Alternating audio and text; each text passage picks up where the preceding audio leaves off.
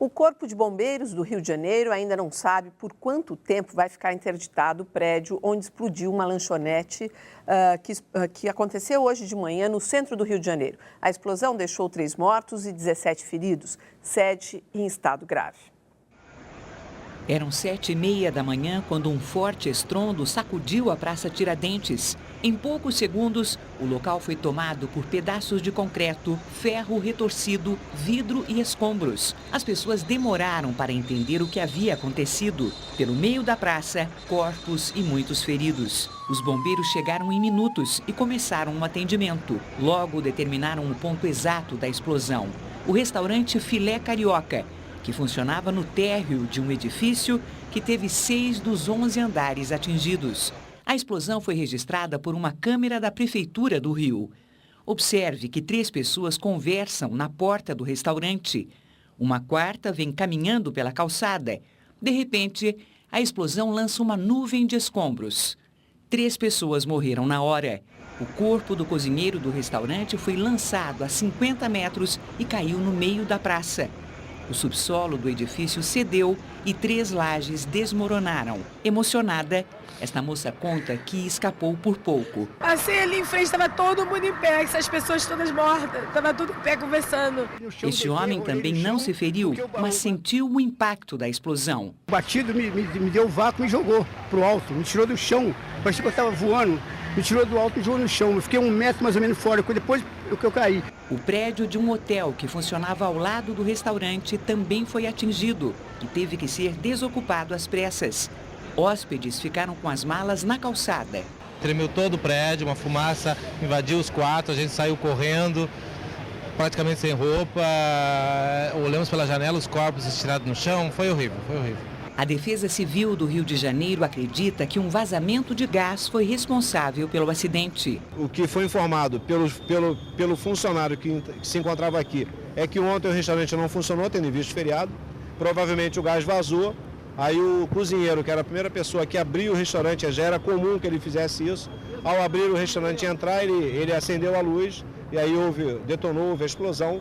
Uma pessoa foi reconhecida como funcionário, foi exatamente o cozinheiro, e os outros 2 eram pessoas que passavam pela rua e infelizmente foram atingidas. Vizinhos e funcionários informaram que o restaurante estocava irregularmente 6 cilindros de gás no subsolo. A esposa deste homem trabalhava no restaurante e está internada em estado grave. Ele conversou com ela 2 minutos antes da explosão. Ela me ligou, falou que estava um cheiro de gás horrível lá dentro e que o patrão ia ver para poder ver se liberava o pessoal para ir para casa ou não. Os feridos foram levados para o Hospital Souza Aguiar, no centro da cidade. Os primeiros a serem liberados saíram ainda pela manhã. A gente foi voando, caindo pra lá, pra cá. Na hora eu não vi mais nada, só vi aquele monte de troço cá em cima. Não sei se era gesso, não sei se era madeira, não sei se era concreto, não me lembro. Já acordei no hospital. O restaurante funcionava desde 2008 com um alvará provisório. E segundo o comandante do Corpo de Bombeiros e secretário estadual de Defesa Civil, Sérgio Simões, não tinha autorização para utilizar gás combustível. E a Maristela estava lembrando aqui que isso tem que servir de exemplo aqui para São Paulo, que a gente está com esse problema do gás metano ali nessa região, na região norte aqui da cidade, onde tem o Center Norte, enfim, agora um outro condomínio, que é o Singapura. Teria que apurar quem são os fiscais que trabalham naquela área e que permitiram que, mesmo vencido o alvará, no caso do Rio de Janeiro, ele continuava funcionando, porque eles devem ser chamados à responsabilidade, né? Claro. Porque quem é o responsável por isso? É uma cadeia de pessoas. O dono do restaurante, a prefeitura, e a prefeitura e esses fiscais que fiscalizavam aquelas obras. É engraçado que hoje, primeiro, acho que muita gente deve ter pensado como eu, na hora que eu ouvi a notícia, eu achei que fosse bueiro, explosão de bueiro. Você Com também certeza, não, era essa sensação, né, de que tinha havido uma explosão de bueiro. Realmente o carioca vive sobressaltado, né? Então hoje todo mundo imaginou que era mais um bueiro, mas na verdade era até uma tragédia, talvez até mais grave ainda. É verdade. Olha, aqui em São Paulo, a CETESB, a Companhia Ambiental do Estado de São Paulo, determinou investigação sobre a presença de gás metano no subsolo de prédios públicos e privados no entorno de antigos depósitos de lixo na zona norte da capital paulista. O pedido de investigação foi feito a 2 prédios da Prefeitura, um centro de exposições e um hotel, entre outros. Mas exclui os prédios do DEIC, da Polícia Civil, e o terminal rodoviário Tietê. Os citados têm 45 dias de prazo para fornecer um relatório à CETESB. Agora, é interessante essa área de investigação porque o DEIC e a rodoviária são mais próximos do Singapura do que esses outros prédios que a gente citou aí. Hoje à tarde eu apurei um pouco sobre esse assunto e há opiniões um pouco divergentes. Se for considerar uma boa investigação, ela deve levar alguns meses, e não é nada rápido, que se conclui rapidamente. E segundo as fontes aqui do Jornal da Cultura, deve ser feita em forma de anéis, quer dizer, você vai aumentando o seu raio de pesquisa. Isso porque o gás produzido pode estar confinado em bolsões em qualquer ponto da região, que até agora ninguém sabe onde é. O blog do Planalto, hospedado no portal da Presidência da República, foi invadido na madrugada de hoje por um hacker. Por volta das 13h30 da madrugada, quem acessou o blog se deparou com esta imagem. Uma foto tirada ontem em Brasília, durante a marcha contra a corrupção. O invasor se identificou como o hacker Beleza. Postou diversas frases do movimento contra a corrupção, que nasceu nas redes sociais, e citou trechos da música Sociedade Alternativa, de Raul Seixas. Para divulgar a façanha, o hacker postou o endereço do blog no perfil que mantém no Twitter. Isso era tudo, um hacker desse, tudo que contas, como chama tua ONG? Contas acessíveis, abertas, desculpa, eu gostaria de ter para poder ter acesso aí aos números do governo? Não exatamente, né? Esse tipo de invasão, né? Claro. Que eu até lamento, porque eu acho que ele associou isso a essa marcha em Brasília, pelo menos as fotos eram da marcha, eu até estava presente, e ontem eu vi que o movimento era totalmente pacífico, inclusive as pessoas até orientando para que não pisassem sequer no gramado do Congresso Nacional, porque já havia ali policiais postados numa atitude até aparentemente já de defesa ali do patrimônio, e imediatamente quando o carro de som alertou, as pessoas se afastaram da grama, aqueles que estavam ali pisando sobre a grama, e eu acho que é uma pena que isso tenha sido associado, e eu fico até com medo das infiltrações, né? Porque eu não sei de onde partiu isso. Né? Não tinha nenhuma bandeira de nenhum sindicato ou partido político lá no movimento? Não tinha, quer dizer, realmente eu acho que é uma manifestação totalmente espontânea, apolítica, suprapartidária, inclusive apareceu uma bandeira do PSOL e ele foi imediatamente afastado e até vaiado, quer dizer, não há ali sindicatos, não há a UNE, nem a UBS, não existem partidos políticos, quer dizer, eu acho que é uma manifestação realmente unicamente gerada pelo contato nas redes sociais, sobretudo no Facebook e no Twitter, e eu acho que essas manifestações, elas estão representando uma crise entre representados e representantes. Quer dizer, muitos brasileiros hoje não confiam nos nossos representantes no Congresso Nacional, outros tantos, né, mais jovens talvez, não confiam na União, na UNE, muitos não confiam nos sindicatos, de maneira que é uma manifestação, a meu ver, absolutamente saudável, e eu lamento que tenha havido essa iniciativa. Se foi alguém pensando ajudar o movimento, certamente atrapalhou. Mas receio que possa haver até infiltrações hoje em dia de pessoas preocupadas com 25 mil pessoas agora, todo mês, se reunindo na capital. Agora, Gil, essa questão da corrupção no nosso país, ela é cultural e está desde se a gente resgata a nossa história, a gente tem aí desde sempre alguns casos para contar.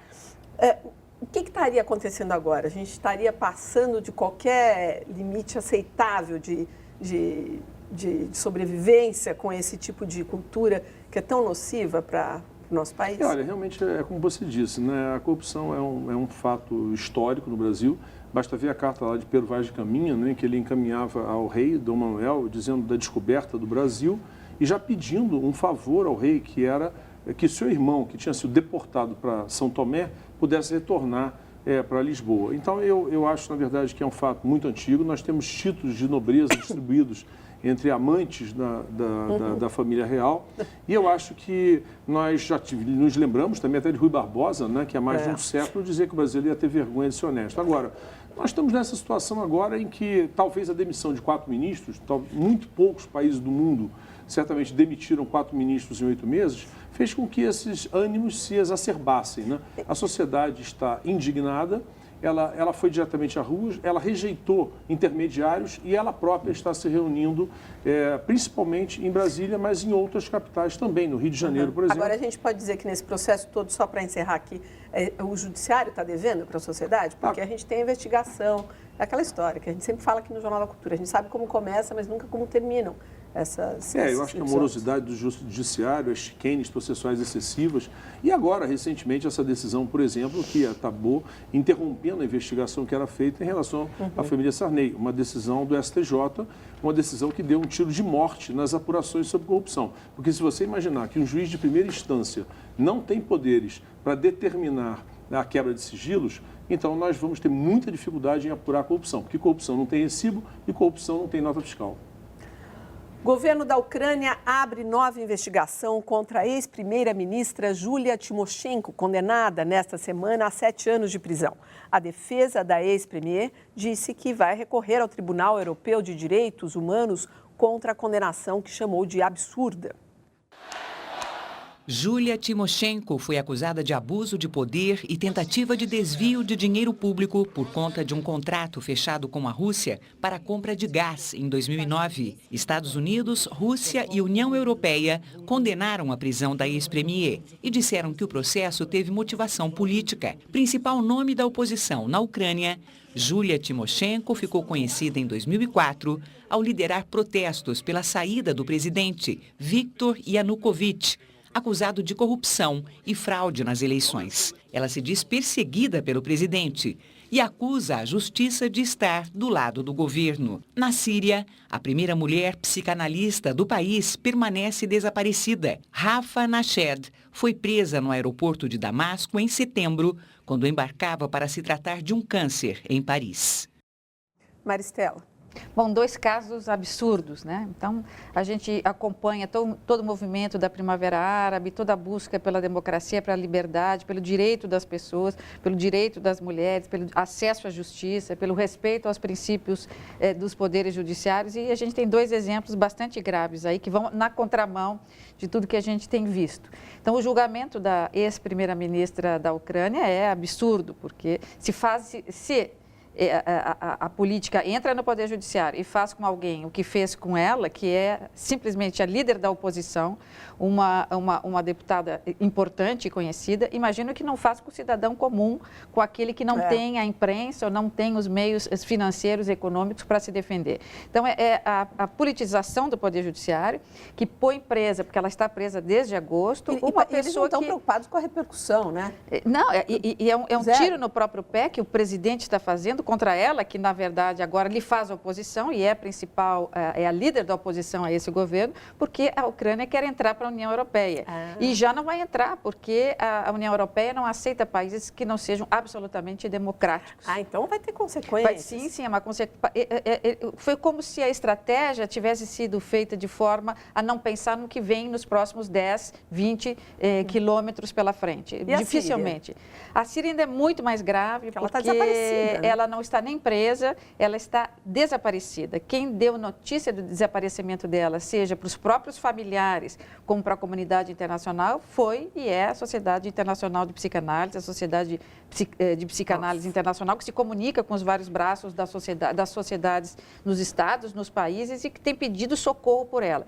Ela simplesmente chegou no aeroporto para viajar para Paris para tratar de um câncer, que já está em fase bastante avançada. Ela é a primeira mulher a se formar em psicologia e fazer uma especialização em psicologia clínica na França, porque na Síria não tinha. Voltou para a Síria para clinicar, para ajudar as pessoas, mas sempre foi perseguida. Por quê? Porque o psicólogo, o psicanalista, ele costuma reverter a cabeça das pessoas as pessoas a pensar, e conseguir pegá-la quando ela justamente sair. Mas não se tem nenhuma notícia e suspeita-se que ela tenha sido assassinada. A seguir, pronto atendimento. Tire suas dúvidas sobre as novas regras do aviso prévio. E veja também, mais uma carga irregular com lixo importado foi encontrada no Brasil. Desta vez, no porto de Suape, em Pernambuco.